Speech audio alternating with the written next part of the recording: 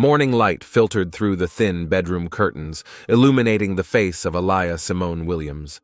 The 35-year-old woman lay motionless, listening to her husband's steady breathing beside her.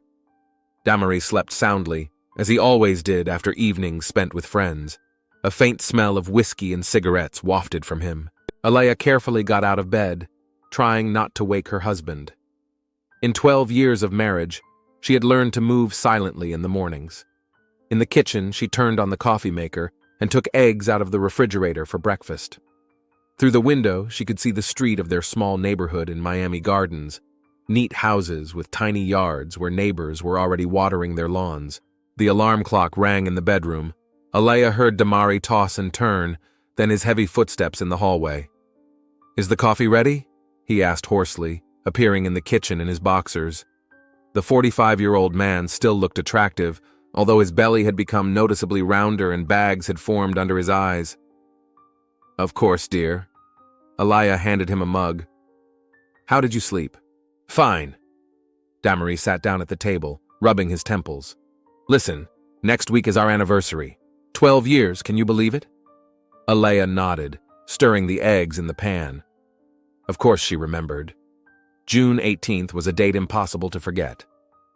"I think we should do something special," Damery continued. "How about going to the restaurant where I proposed to you? What was it called? Magnolia Dreams?" "Magnolia Dreams," Elia agreed, placing a plate of breakfast in front of him. "Yes, that's right. Do you remember that evening? You looked so beautiful in that blue dress." Damery smiled, but the smile didn't reach his eyes. "I'll reserve a table for Friday evening." Elia sat down across from him but didn't eat. The mention of that restaurant had ruined her appetite. She remembered that evening 12 years ago all too well. Damery had seemed like a prince from a fairy tale, charming, attentive, full of plans for the future. He talked about the big house they would buy, the children they would have, and the trips they would take around the world. "Elia? Are you listening?" Damery frowned. "Of course, dear. The restaurant is a great idea." "Good. Wear that red dress I bought you. It looks good on you." Elia nodded, even though the red dress was hanging in her closet with the tag still on it. She had never worn it. Damery bought her clothes without asking her size or preferences, and then got upset when she didn't wear them. After breakfast, Damery left for work at the shopping center, where he worked as a security guard. Elia got ready for the clinic, a small medical facility on the outskirts of town where she had been working as a nurse's aide for 7 years. She liked her job, even though the pay was low. The patients trusted her, and the doctors appreciated her for her neatness and attentiveness. "Good morning, Elia," greeted her colleague, a young nurse named Zendaya Nalani Davis. The 29-year-old woman was Elia's only close friend, even though they had only been working together for 2 years. "Hi, Zen." Elia hung her white coat in her locker. "How are you?" "Great. How about you? You seem sad today." Elia hesitated. She wanted to share, but she was afraid of seeming pathetic. Damery came home late again last night, and he was drunk. Zendaya frowned. In their 2 years of friendship, she had come to understand that not everything was well in Elia's family, although her friend rarely complained openly. "Maybe you should have a serious talk with him?" "I already have. He promises. But then it all happens again." Elia sighed. "Next week is our anniversary. 12 years of marriage." "Congratulations. Are you going to celebrate?" "Yes, he wants to go to a restaurant." Elia tried to smile, but it came out forced. The workday passed in the usual hustle and bustle. Elia saw patients, assisted doctors, and filled out paperwork. Around lunchtime, an elderly patient with diabetes approached her. "Honey, I'm running out of insulin again. Can you write me a prescription?" "Of course, Mrs. Johnson. I'll get it right away." Elia had known this woman for several years. She had type 2 diabetes and was insulin dependent. She came every month for a new prescription. It was good that the clinic had its own supply of insulin for emergencies. In the evening, Elia returned home before her husband. Damery appeared around 8 in a good mood. She immediately smelled beer. He must have stopped by a bar with his friends after work. "Hi, beautiful." He kissed her on the cheek. "How was work?" "Fine. How about you?" "Great. By the way, I made a reservation for Friday, 8 o'clock in the evening." Don't forget to wear that red dress." Over dinner, Damery told her about his plans. He wanted to start his own security company, and he needed money for that. A lot of money. "I think we should take out a loan," he said, waving his fork. "Or borrow from your brother. Michael's business is doing well." "Damery, we already borrowed from Michael last year, and we still haven't paid him back. It's just a temporary setback. As soon as I get the company up and running, I'll pay him back with interest." Alaya remained silent. She had heard these promises many times before. Damery was always making grandiose plans, but none of them ever came to fruition. Instead, the debts were growing. "Speaking of money," Damery said seriously, "I'll need to withdraw some money from our joint account, 5,000. I have an opportunity to invest in a business." "What kind of business?" Alaya was wary. "Just an investment. Mark introduced me to a guy who's got a gold mine. Invest 5,000 and in a month you'll get 10. Alaya knew Mark, her husband's best friend, a dreamer and lover of easy money. Usually, their gold mines turned out to be losses. "Damery, that 5,000 is all our savings. We've been saving it for 2 years. So what? Money should work, not lie around dead." He was getting annoyed. "Don't you trust me?" "I do, it's just what? Do you think I'm an idiot? Don't I know how to handle money?" Damery's voice rose. "Am I the man here or what? I make the decisions in this house." Alaya lowered her eyes. When Damery lost his temper, it was best to keep quiet. He could yell, and sometimes it even came to blows. A couple of times she had to hide bruises under her makeup. "All right," she said quietly. "As you say." "That's right." Damery calmed down as quickly as he had gotten angry. "You'll see. In a month, we'll be rich. We'll buy that house on Biscayne Boulevard that you've been dreaming about." After dinner, Damery turned on the TV and sat down on the couch with a bottle of beer. Alaya cleared the table, thinking about her dreams. The house on Biscayne Boulevard, the children they never had, traveling. It all seemed impossible now. "Damery," she began cautiously, approaching the couch, "when are we going to have children? I'm already 35. Time is passing." "Children?" Damery didn't even look up from the screen. "Why do we need children? We don't have enough money as it is. First we need to get on our feet, then we can think about children." "But we planned." Planned, he dismissed her. "You're always planning something. Live for today. When I make some money, then we'll talk." Alaya felt something tighten inside her. She had wanted children since the first year of her marriage. Damery had said, "Let's wait a year. Let me get a better job." Then it was, "First, let's buy a bigger apartment. Then, we need to save money for the child's education." Now, she was 35, and Damery was putting it off again. The next day at the clinic, Zendaya noticed her friend was in a bad mood. "What's wrong, Alaya? You look really sad." "Nothing, just family problems." Alaya didn't want to go into details. "Is it because of Damery?" Zendaya lowered her voice. "He did it again." "No, he didn't hit me. We just talked about children. He said again that it's too early." "Alaya, you're 35 years old. What do you mean, too early?" "He thinks we need to get financially stable first." Zendaya shook her head. "What is he doing to achieve that? More grandiose plans?" "Yesterday he said he wanted to invest our savings in some project. $5,000. That's all we have." "And you agreed?" "What choice did I have? When I tried to object, he started yelling." Zendaya took her friend's hand. "Alaya, that's not right. Your husband shouldn't talk to you like that, and he certainly shouldn't be making decisions about the family finances on his own." "I know." Alaya sighed. "But what can I do? It's my life." "That's not true. You can change it. There are organizations that help women in situations like this." "Zendaya, I'm not ready for such drastic measures. Maybe things will work out." Her friend wanted to say something, but the head nurse entered the room and they had to stop talking. In the evening, Alaya returned home in a bad mood. Damery wasn't there yet, probably stuck at the bar again.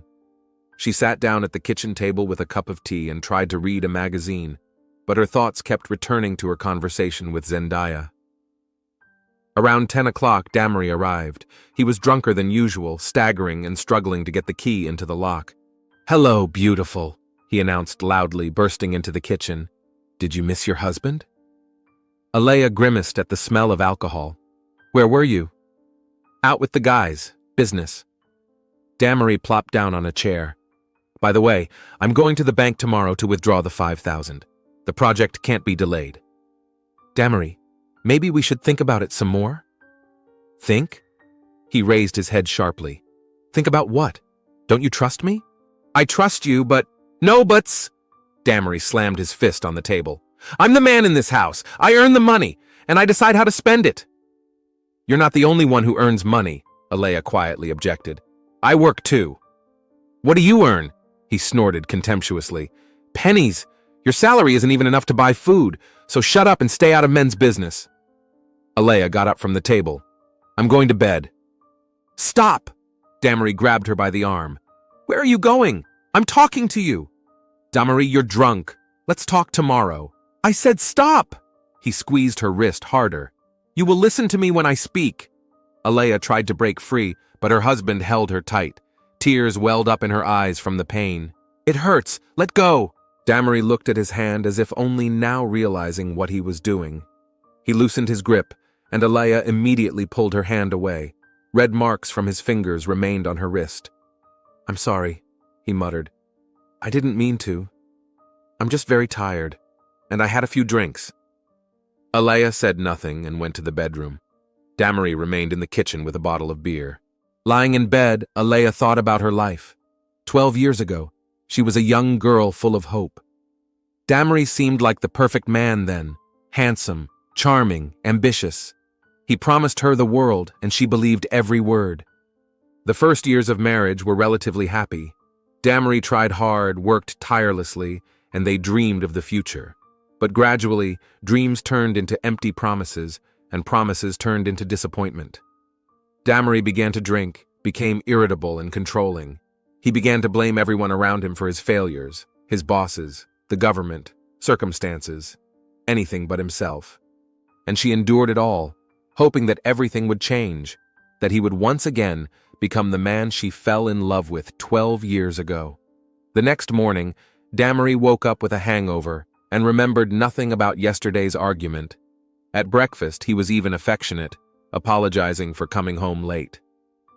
Did I say anything I shouldn't have yesterday? He asked, massaging his temples. Alea showed him the bruises on her wrist. Damery looked at them and turned away. I'm sorry, I was drunk. I didn't mean to hurt you. Damery, we need to talk seriously. About what? About us, about our marriage, about what's happening to us. He looked up from his coffee. What's happening to us? It's normal married life. All couples have problems. These aren't problems, Damery. You drink every day. You yell at me. Yesterday you hurt me. I told you I was drunk. It won't happen again. You've said that many times. Damery finished his coffee and got up from the table. Listen, I don't have time for this. I have to go to work and then to the bank to withdraw money for investments. Damery, please. Enough! He turned abruptly. Don't turn me into some kind of monster. I work, I provide for the family, I plan our future. All you do is whine and complain.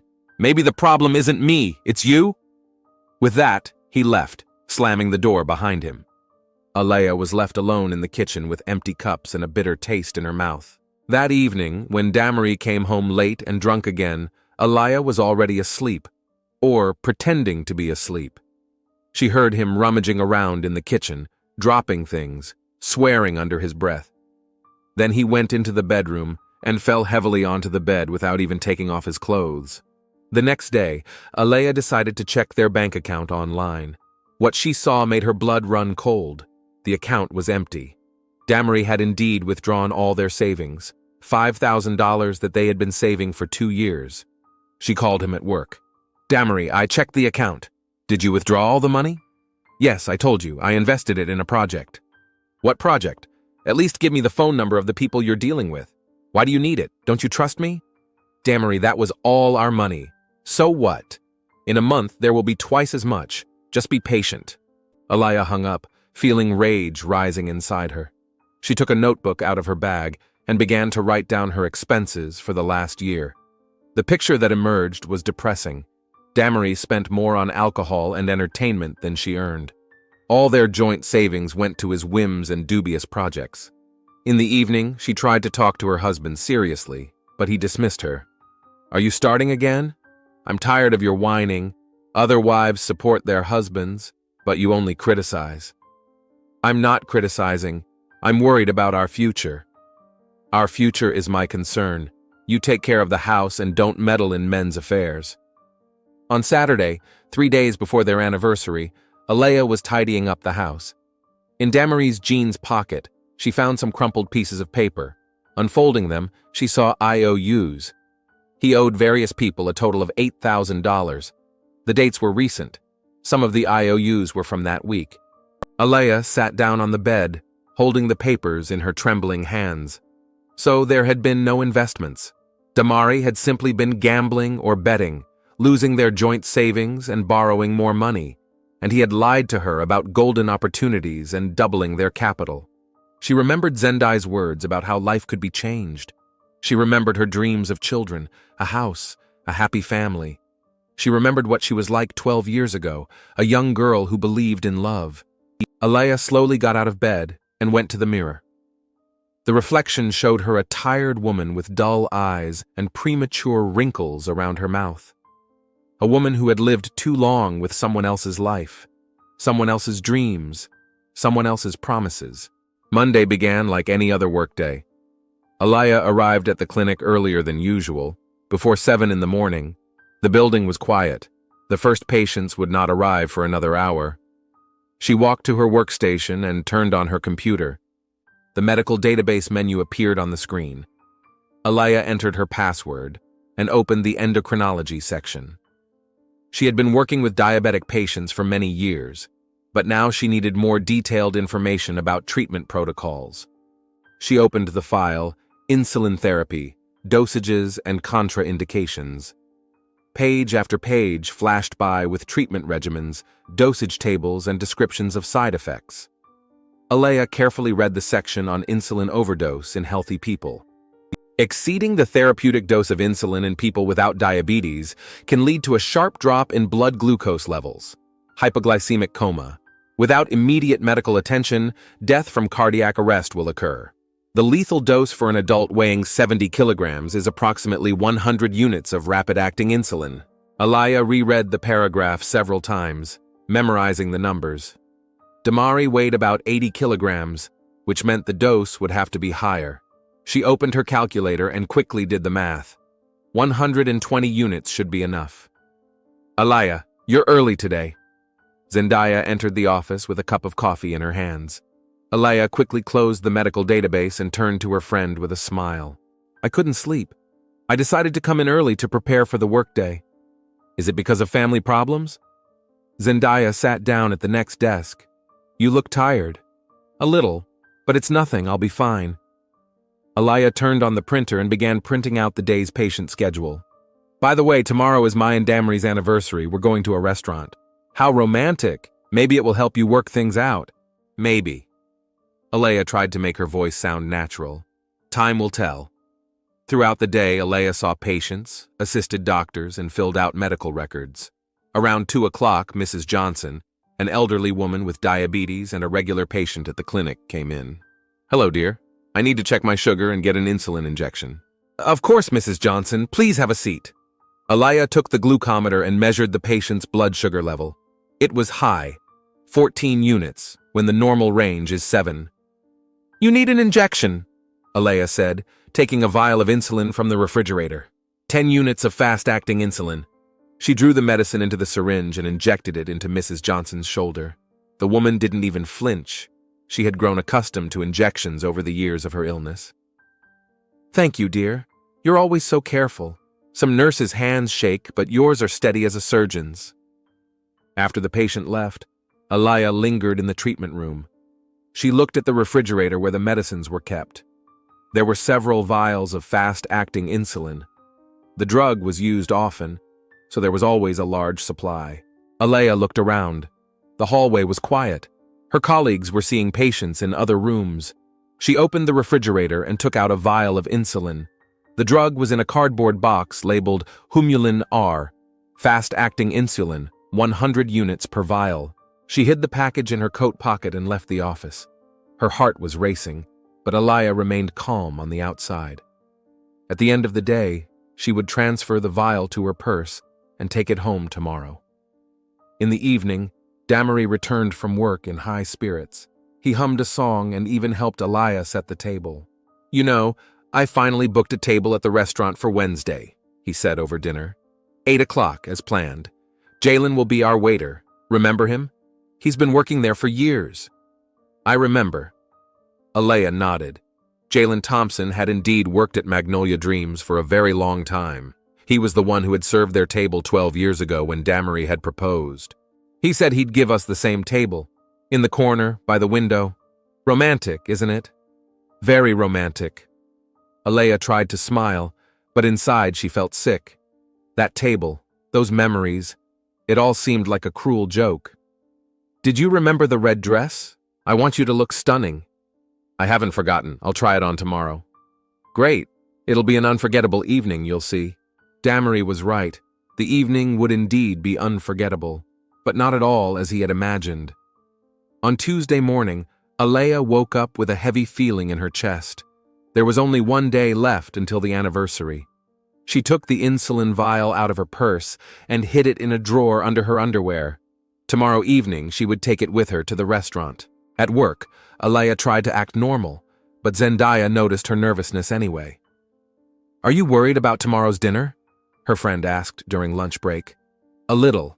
I don't know how it will go." "Alaya, have you ever thought about seeing a family therapist? Maybe you and Damery should try couples therapy?" Alaya shook her head. "Damari would never agree. He thinks we don't have any problems. But you do, and they're serious." "I know." Alaya looked away, but sometimes it's too late to change things. Zendaya wanted to say something, but their conversation was interrupted by a call. It was time to get back to her patients. In another part of town, Detective Kayla Azare Robinson sat in her office at the Miami Gardens Police Department, studying the case file on a local store robbery. The 42-year-old woman had been with the police for 15 years and had learned to read people like an open book. "Kayla, do you have a minute?" Sergeant Marcus Jones entered the office. "Sure. What's going on?" "I want to discuss the Wilson case. The guy swears he didn't rob the store, but the evidence is against him." Kayla looked up from her documents. "Do you believe him?" "My intuition says yes, but the evidence says otherwise." "Evidence can lie, but intuition rarely does." Kayla put the folder aside. "Let's go over all the facts again. Maybe we missed something." They spent the next hour picking the case apart. Kayla asked pointed questions and found inconsistencies in the witness statements. Her experience and intuition helped her see what others had missed. "You know, Marcus, I think you're right," she said finally.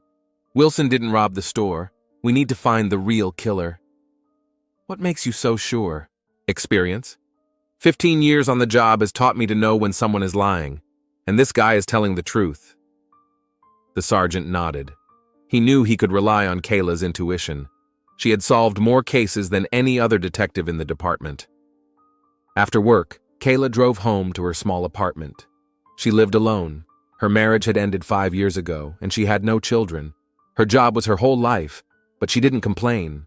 Police work was her calling. While preparing dinner, Kayla thought about her career. She had seen many family tragedies and many cases of domestic violence. She herself had once been the victim of an abusive husband, so she felt the pain of other women particularly keenly. Her divorce had been painful but necessary. She wasn't going to spend the rest of her life enduring humiliation. Meanwhile, Alaya sat at home trying on a red dress. It was a little big for her. Damery, as usual, had guessed the size wrong, but overall, the dress looked good. The red color accentuated her dark skin and hair. "How's it going?" Damery entered the bedroom with a can of beer in his hand. "Fine, the dress fits. Let me see." Alaya turned to him. Damery whistled approvingly. "Beautiful. Tomorrow all the men in the restaurant will envy you." "Thank you." Alaya took off the dress and hung it in the closet. "By the way, I bought you a present." Damery handed her a small box. "For our anniversary." Alaya opened the box and saw silver earrings with small purple stones. They were cheap, obviously from a jewelry store. But Damari looked at her expectantly, waiting for praise. "They're beautiful. Thank you. Wear them tomorrow with your dress. You'll look like a queen." Alaya nodded and put the earrings in the box. Damari hugged her around the shoulders. "You know, I'm sometimes harsh with you, but it's because I'm tired and stressed. I'm trying to do what's best for our family. I want everything to be good for us." "I know." Alaya didn't pull away from his embrace, even though every cell in her body protested. "Tomorrow will be a new stage in our lives. You'll see, everything will change for the better." He was right. Tomorrow, everything would indeed change, but not at all the way he thought. That night, Alaya couldn't sleep for a long time. She lay next to her husband and listened to him breathing. Damari was fast asleep, snoring occasionally. Next to the bed was a chest of drawers with a bottle of insulin hidden inside. Alaya thought about tomorrow evening. She mentally rehearsed every detail. The restaurant, the table by the window, the waiter Jalen. Damari would order whiskey. He always drank whiskey at Magnolia Dreams, considering it stylish. At some point, he would go to the restroom. He had a weak bladder, especially after drinking. That was when she would add the insulin to his glass. The drug was tasteless and odorless. Damari wouldn't notice a thing. In 10 to 15 minutes, he would go into hypoglycemic shock. He'll think he just feels sick, maybe from nerves or mixing food with alcohol. Then he'll lose consciousness. By the time the ambulance arrives, it will be too late. Alaya rolled over onto her other side. Tomorrow night she would be a widow. The thought didn't scare her. It brought a strange sense of relief. For 12 years she had lived in a cage of her own making. Tomorrow she would finally be free. On Wednesday morning, Alaya woke up with a clear head. Her decision was final, she had no doubts. She got up, made breakfast, and woke her husband. "Happy anniversary, dear." Damari kissed her on the cheek. 12 years is a long time." "Yes, it is." Alaya handed him his coffee. "Do you remember what time our table is?" 8 o'clock in the evening. I'll pick you up after work around 7. Will you have time to get ready?" Of course. At work, Alaya tried to focus on her patients, but her thoughts kept returning to the evening. Zendaya tried to talk to her several times, but Alaya responded with monosyllables. "You seem so pensive today," her friend remarked during lunch. "Are you nervous about tonight?" "A little. I want everything to go well." "I'm sure it will. The main thing is to try to talk openly with each other. Honesty is the foundation of a strong relationship." Alaya nodded, not looking up from her plate. Honesty. If Zendaya knew how honest Alaya was going to be tonight. After work, Alaya came home and started getting ready. She took a shower, did her hair, and put on makeup. The red dress fit perfectly, and the earrings complemented her look beautifully. In the mirror, she saw an attractive woman ready for an important date. Alaya opened her dresser drawer and took out a bottle of insulin. The medication was in a small glass bottle with a rubber stopper. She put it in her evening purse, next to her lipstick and phone. At 7 o'clock, Damari arrived. He was wearing his best suit, a dark blue one he had bought for their wedding 12 years ago. The suit was a little tight on him, but it still looked presentable. "You look stunning," he said, kissing his wife. "Are you ready for an unforgettable evening?" "I'm ready." Alaya took her purse and coat. In her purse, next to her makeup, was a vial of insulin, 120 units of death in a small glass bottle. They left the house and got into the car. Damari turned on the radio and romantic music began to play. Outside the window, the sun was slowly setting, painting the sky in shades of crimson. "You know what I was thinking?" Damari said, driving through the familiar streets of Miami Gardens. "Maybe we should go on vacation somewhere. To Europe, for example, or the Bahamas." "With what money?" asked Alaya. "We'll borrow it, or take out a loan. You only live once. You have to enjoy it." Alaya didn't answer. She looked out the window at the houses rushing by and thought about how this was their last trip together. In a few hours, Damari would be dead, and she would be free. The Magnolia Dreams restaurant was located in the city center, in an old building with white columns and large windows. Damari parked near the main entrance. "Ready to take a trip down memory lane?" he asked, helping his wife out of the car. "Ready!" Alaya clutched her purse tighter. Inside, in a small vial, insulin waited for its moment. Magnolia Dreams restaurant greeted them with subdued lighting and quiet jazz music. The interior had hardly changed in 12 years. The same cream-colored walls with paintings by local artists, the same tables with snow-white tablecloths. Only Alaya and Damari had changed. At the entrance, they were greeted by a maitre d', a young man Alaya didn't remember. He checked their reservation and led them across the room to a table by the window, the very same table where Damari had gotten down on one knee 12 years ago. "Mr. and Mrs. Williams, what a surprise!" A tall man in a waiter's uniform approached their table. Jalen Omari Thompson had hardly changed, except for a few gray hairs at his temples. "Jalen!" Damari broke into a smile. "How are you? Still working here?" 8 years now, Mr. Williams. I remember when you proposed here. It was so romantic." Alaya remembered that evening. She was young, naive, and full of hope back then. Damari seemed like a prince from a fairy tale. "What would you like to drink?"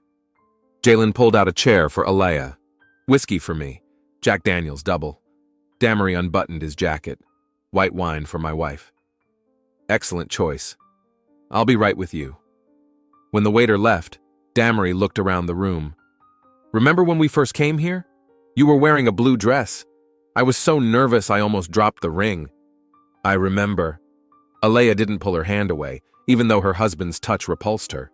Jalen returned with the drinks. A wide glass with amber liquid for Damari, a tall glass with white wine for Alaya. "Ready to order?" Jalen took out his notepad. "I'll have a ribeye steak, medium rare, with French fries." Damari didn't even look at the menu. "And for you, Mrs. Williams? Grilled salmon with vegetables, please." "Excellent. It'll be ready in about 30 minutes. Left alone, Damari took a sip of whiskey.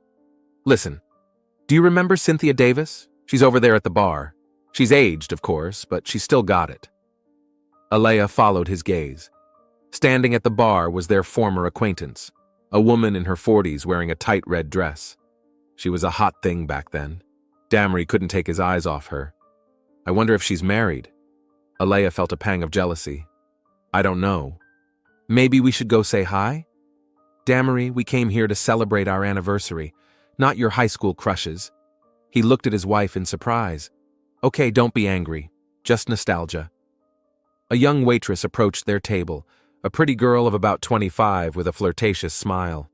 "Good evening. My name is Tamara. How are your drinks?" "Excellent." Damari perked up. "You haven't been here before? I would have remembered such a beauty." Tamara laughed. "I've only been working here for a month. I'm studying part-time and working to earn extra money." "What are you studying?" Damari completely forgot about his wife. "Marketing. I want to start my own business." "Smart girl. I happen to have some plans for business development. Maybe we could discuss them?" Alaya clenched her glass. Damari was flirting right in front of her on their anniversary. "Damari." Her voice was soft but firm. "What is it, dear?" "The girl is working. Don't distract her." The waitress nodded and left. Damari watched her go. "Pretty girl. Reminds me of you when you were young." Jalen brought their order. "Steak for Mr. Williams, salmon for Mrs. Williams. More whiskey?" "Yes, double." Damari didn't look at his wife. They ate in silence. Damari glanced at the bar from time to time. Alaya thought about the bottle in her purse. Speaking of money, Damari took a sip of whiskey. "Remember I told you about the investment? The guys say we need to put in more, 3,000 or 4,000. Where are we going to get that? You've already spent all our savings." "We can take out a loan. It's a golden opportunity. We can't let it slip away." "Damari, this isn't an investment. You're just gambling." Alaya took the crumpled pieces of paper out of her purse. "I found your IOUs, $8,000.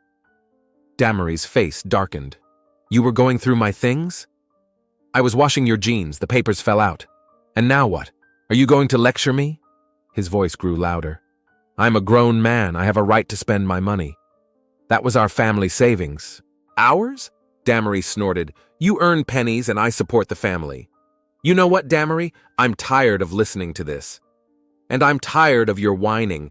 Other wives support their husbands, but you just criticize." Jalen brought fresh whiskey and hurried away. He could feel the tension. "Let's not ruin the evening," Damari said conciliatorily. "Today is our anniversary." Yes, our anniversary. Alaya opened her purse. The insulin vial was right on top. Damari finished half of his whiskey. Maybe we should go somewhere for the weekend? Orlando? With what money? We'll find it. Life is short, you have to enjoy it. I agree. Life is really short. By the way, Mark is offering to invest in a new project, buying used cars. Another gold mine? Don't be ridiculous. Mark knows cars. He knows how to lose money, just like you. Damari clenched his fist. I'm warning you. Don't push me. Or what? Hit me right here? Shut up. People will hear. Damari got up from the table. I'm going to the restroom. Don't get bored. He staggered toward the back of the restaurant. The alcohol was hitting him harder than usual. Alaya looked back. Jalen was serving another table, and Tamara was at the bar. No one was paying any attention. She took out the insulin vial. The small glass bottle fit in the palm of her hand. Alaya removed the cap and turned the vial over her husband's glass. The clear liquid dripped into the remains of his whiskey. 120 units of fast-acting insulin, a lethal dose for a healthy person. Alaya hid the empty vial and leaned back in her chair. Done. Damari returned 5 minutes later. Sorry, I ran into an acquaintance. He reached for his glass. Alaya watched as he brought the glass to his lips and took a sip. Then another. The whiskey tastes strange today, too sweet. Maybe it's a different brand? Maybe. Damari finished his whiskey. Time to go home. Check, please. Jalen brought the bill. Damari paid and got up from the table. He stopped at the bar. Cynthia, hi, remember me? Damari Williams. Damari? Of course I do. The woman smiled. You haven't changed a bit. This is my wife, Alaya. Today is our anniversary. Alaya was counting the minutes.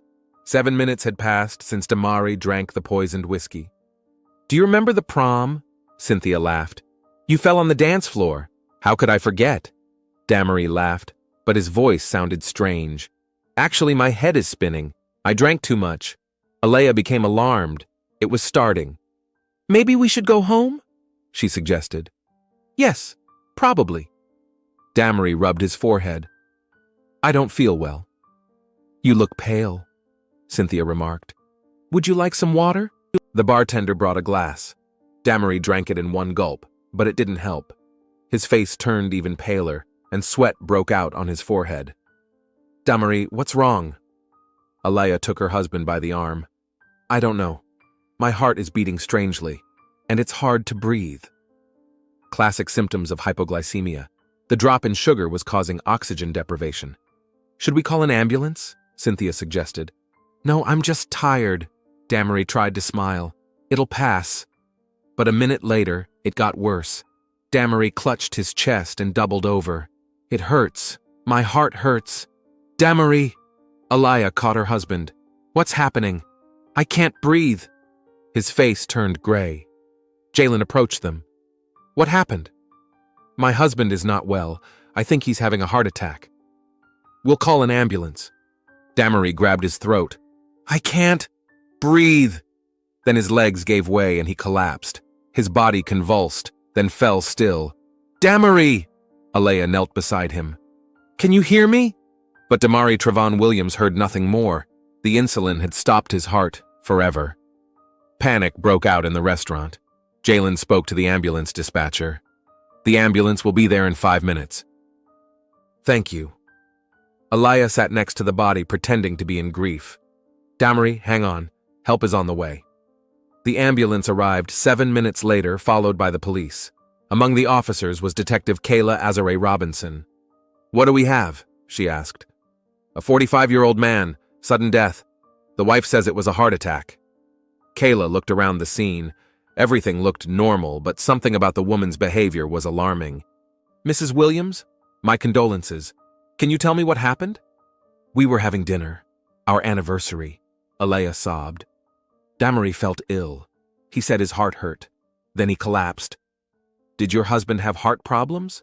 No, never. He was healthy. Was he taking any medication? Just vitamins.